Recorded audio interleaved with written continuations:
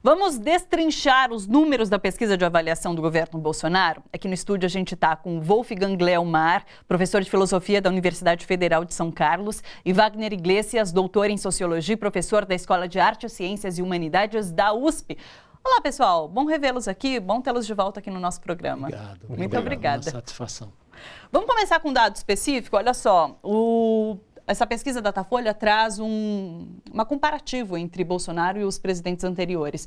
Em 8 meses de mandato, os percentuais de ruim e péssimo de Bolsonaro são os mais altos. Então, Fernando Henrique, em 1995, 15%, Lula, em 2003, 10%, Dilma, em 2011, 11%, e Bolsonaro, agora 8 meses de governo, 38% de péssimo e ruim. O que isso significa para vocês? Olha, eu penso que uma boa parte da população está começando a ter uma experiência mais real da situação, por conta, inclusive, do trabalho excepcional do Intercept. Sim. E por conta dos fatos da realidade. A queima da floresta amazônica, não tem como negar isso. Sim. Não é? E usando um pouco essa imagem da queima, o Brasil está um pouco em chamas, né? A pesquisa está sendo queimada, as condições de pesquisa. A educação está sendo queimada.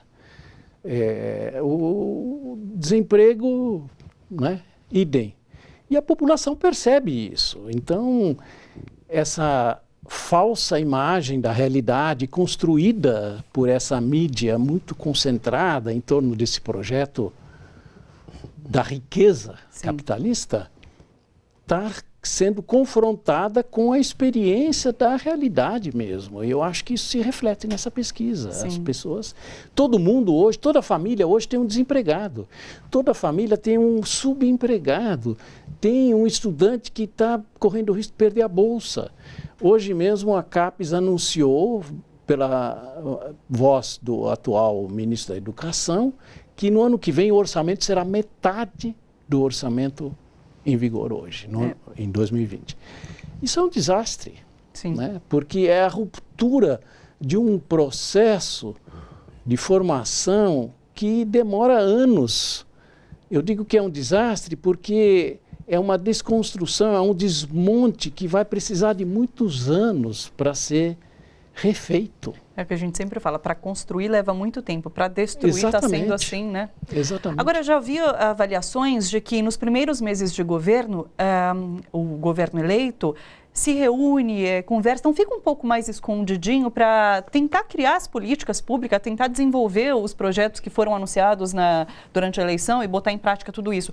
Mas Bolsonaro, logo nesses primeiros meses, ele já foi a público e radicalizou o discurso. Então, talvez esse número alto se deva um pouco a isso também, Wagner? Eu acho que sim. Em primeiro lugar, o fato de que é um governo que não tem entregado nada até agora, né? De fato. E o que as pessoas esperam nesse momento, a maioria da população brasileira, é geração de emprego, geração de renda e consumo, né? Eu acho que passa por aí.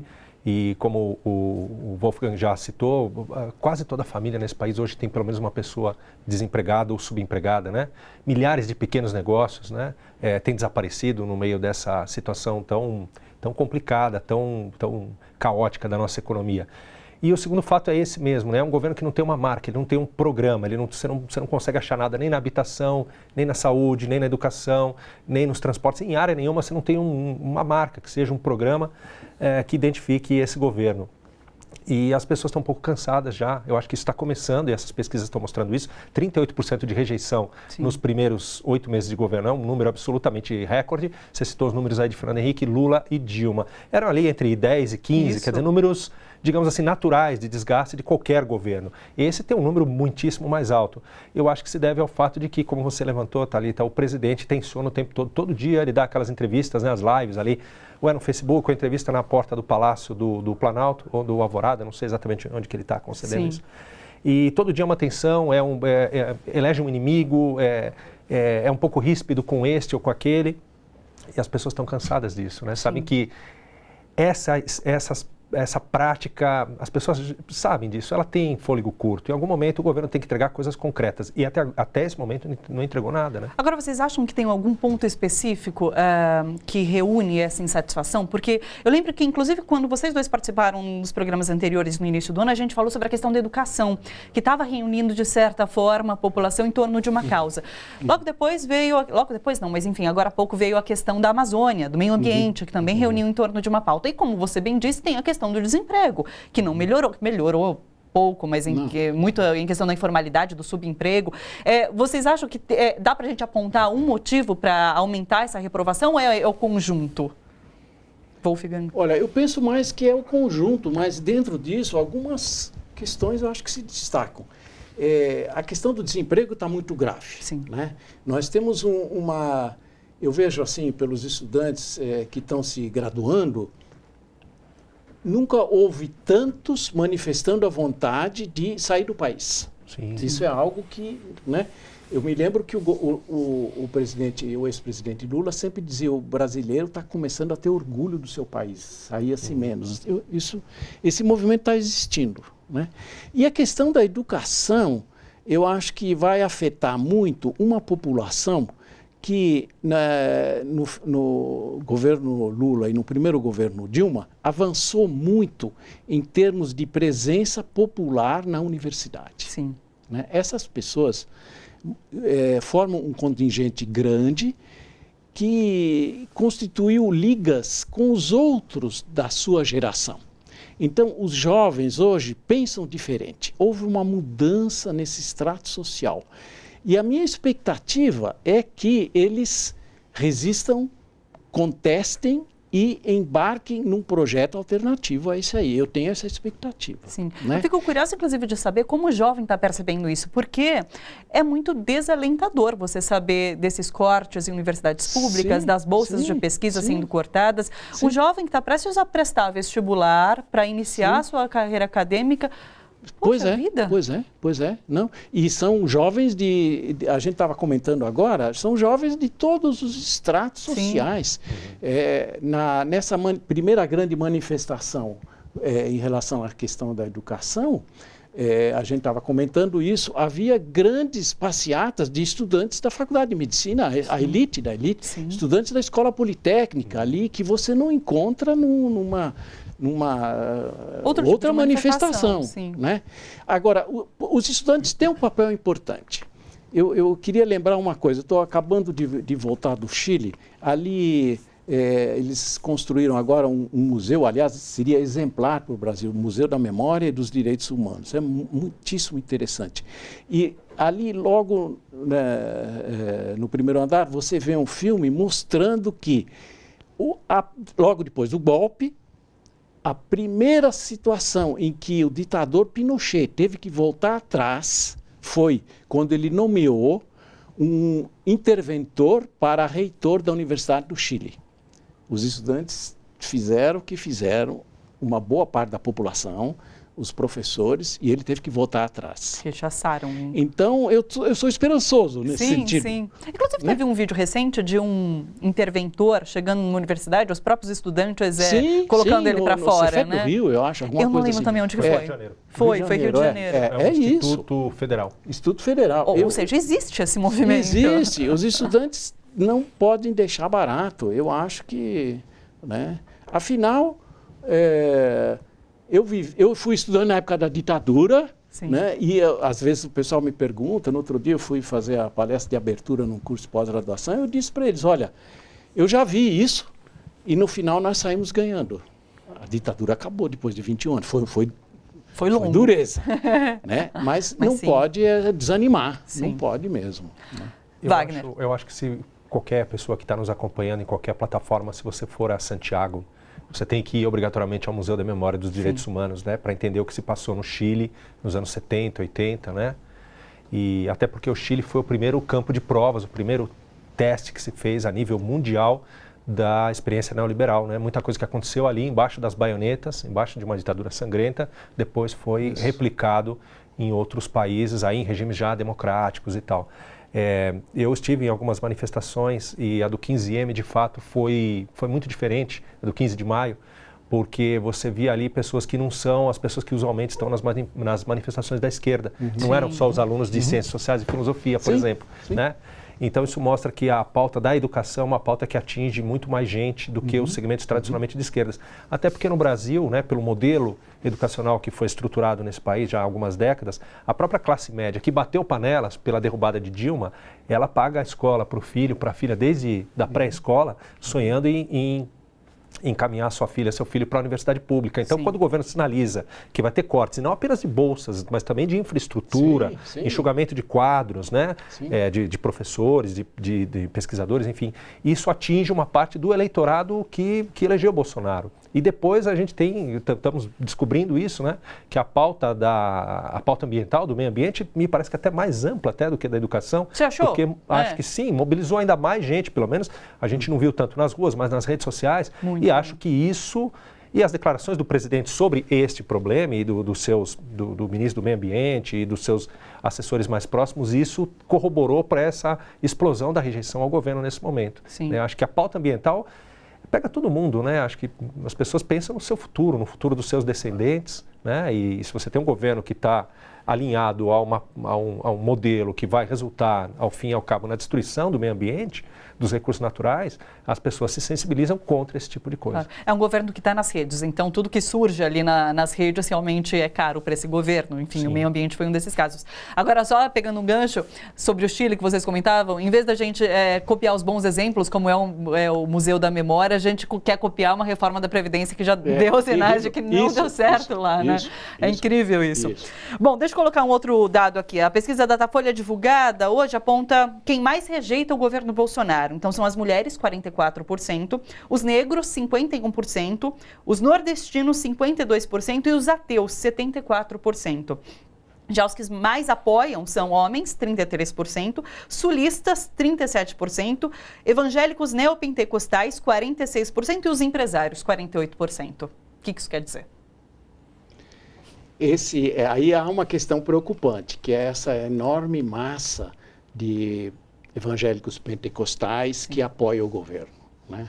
E que eles não são capturados, digamos, apenas por uma campanha de propaganda, mas por uma prática diária, né? É algo que está arraigado, essa religião da prosperidade, né? Eles se sentem acolhidos. Eu acho que essa é uma questão importante para a gente refletir como enfrentar essa questão. Quando a gente fala dessa base de 30% do governo Bolsonaro, esses neopentecostais fazem parte dessa base, vocês acreditam? Eu acredito que sim, fortemente. Não é à toa que o presidente vive, digamos, indo a essa base. Ainda ontem ele esteve não sei o quê, etc. Então, isso é um problema muito preocupante, né? Sim. Mas eu queria aproveitar e juntar isso um pouco com a questão que vocês lembraram, a questão do meio ambiente. Não vamos esquecer que no ano que vem vai ter o Sínodo da Amazônia, né, convocado pelo Papa. Vai ter uma grande reunião com lideranças religiosas para discutir a questão da Amazônia. Então, isso vai significar que há um envolvimento, digamos assim, de camadas ligadas à Igreja Católica, por exemplo, que vão também tomar sua posição, né? E não podemos esquecer também, exatamente na linha que você argumentou, as últimas eleições da União Europeia deram grande vitória para os partidos verdes na Europa inteira. Né? Então, essa questão está realmente pegando. Né? E antes disso, tem a Assembleia Geral da ONU, em que Bolsonaro vai falar sobre isso. Né? A gente até discutia com a Sinara no bloco anterior. Então, ele vai ter que fazer um pronunciamento sobre o que está acontecendo na Amazônia. Pois é. E aí tem uma questão essa é uma questão que me preocupa. Há pouco mais de um mês, o presidente convocou uma entrevista junto com o ministro do Meio Ambiente em que tentou mostrar que os dados do Instituto de Pesquisas Espaciais sobre as queimadas eram falsos. Sim. E foi até uma aula, foi uma coisa meio arrogante do ministro mostrando isso está errado. Tá. Não estava errado. Não só não estava errado, como até estava subestimado. Os dados da NASA não só comprovaram, como disseram que é mais grave ainda. Mas isso não impediu o bolsominion de ir nas redes questionar os próprios dados da NASA. Pois é. E demitiu o presidente do Foi. INPE, dizendo que ele estava Ricardo prejudicando o país. Pois agora, seria o caso de cobrar, inclusive, a readmissão desse que fez tudo direitinho, né? E dizer, me desculpe, eu me equivoquei, o senhor tinha razão. Com que argumento? Então, o fato disso não acontecer e de as pessoas não falarem sobre isso, de haver esse cerco fechado de uma opinião pública pré-concebida, que não deixa escapar nada, isso é uma coisa que me preocupa. Sim. Né? O que acontece? Que se faz sapato o dia inteiro e não acontece nada. Tem um cerco. Né? E é um cerco, sobretudo, dominado pela grande mídia, vamos falar a verdade. Sim. Né?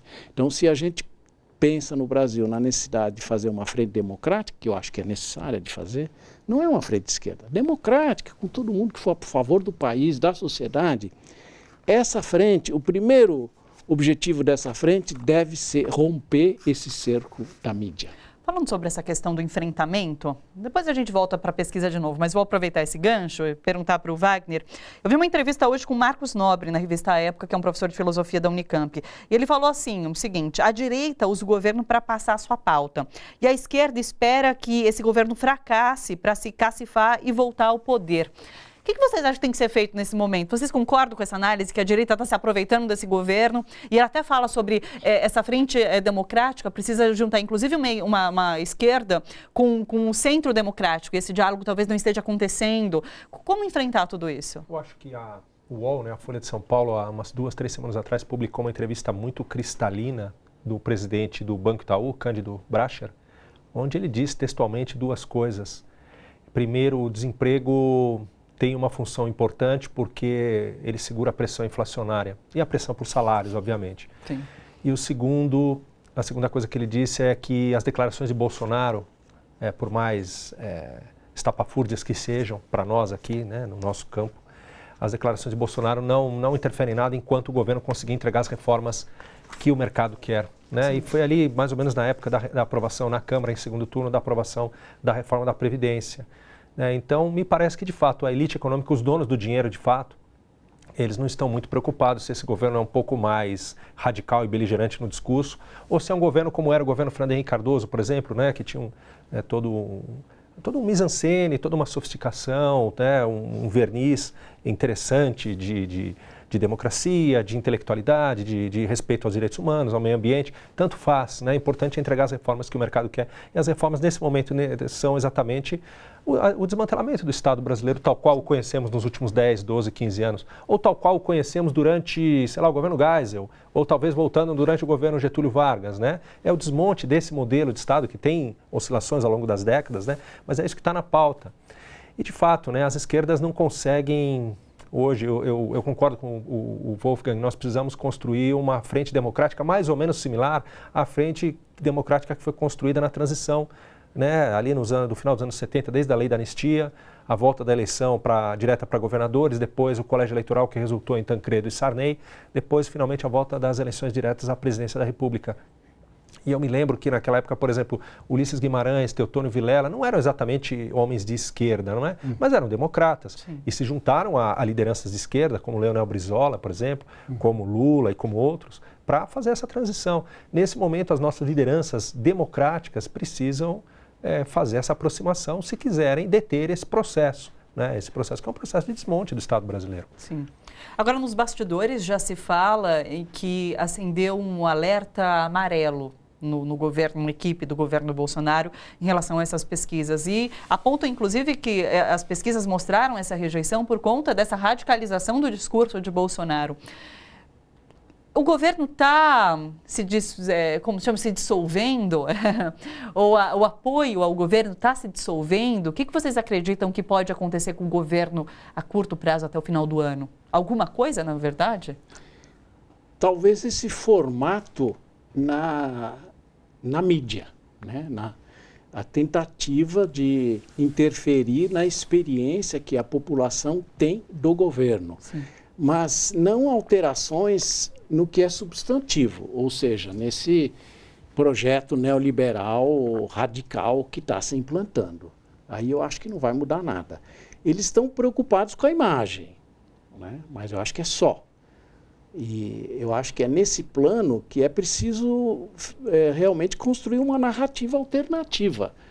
E há bases para construir essa narrativa, porque a experiência da população em relação a algumas questões, aos fatos, ela está tendo agora níveis de esclarecimento que ela não tinha antes. Negócio da Amazônia, né? Toda a família tem, como a gente já falou, algum desempregado, subempregado, ganhando mal, um estudante. Então, eu acho que a saúde péssima, né? A habitação parada, os negócios parados, a quantidade de lojas, de pequenos empresários falidos, há inclusive agora uma competição intracapitalista, né? Os pequenos empresários, apesar desse discurso do autoempreendedorismo, os pequenos empresários estão sendo destruídos porque não há poder de compra. Sim. Então, eu acho que aí tem uma questão que deveria preocupar o governo, mas eu acho que ainda não está preocupando. É a questão do país. Tem que sobrar um país para governar e explorá-lo. Né? Porque o projeto, eu ponho em dúvida, o projeto não pode ser só abrir mão da soberania e entregar tudo como sócio menor do imperialismo. Sócio menor do imperialismo americano. Será que, de fato, é esse o projeto? Aparenta ser, mas eu espero que não, né, que haja gente esclarecida no plano dos empresários, dos detentores da riqueza, porque eles estão cortando o galho em que eles estão sentados na árvore. Sim. Com certeza. Mas aí cabe perguntar exatamente qual é o papel da elite brasileira, né? Sim. Se ela tem ainda um projeto de país ou não. Você vê que a indústria brasileira está em forte processo de desaparecimento, né? A participação da indústria no PIB é cada vez menor. Mesmo o agronegócio, se apoiar, por exemplo, uma política de beligerância, por exemplo, com a China e com a União Europeia, o agronegócio de exportação vai perder muito. Quer dizer, o que vai sobrar da nossa burguesia? Ela vai continuar vivendo de rolagem de título da dívida pública? É isso que nós vamos ter? Né? E uma grande massa de pessoas despossuídas, empobrecidas. Como é que a gente vai segurar a tensão social num cenário como esse que está se avizinhando? Essa é uma pergunta para se fazer. Né?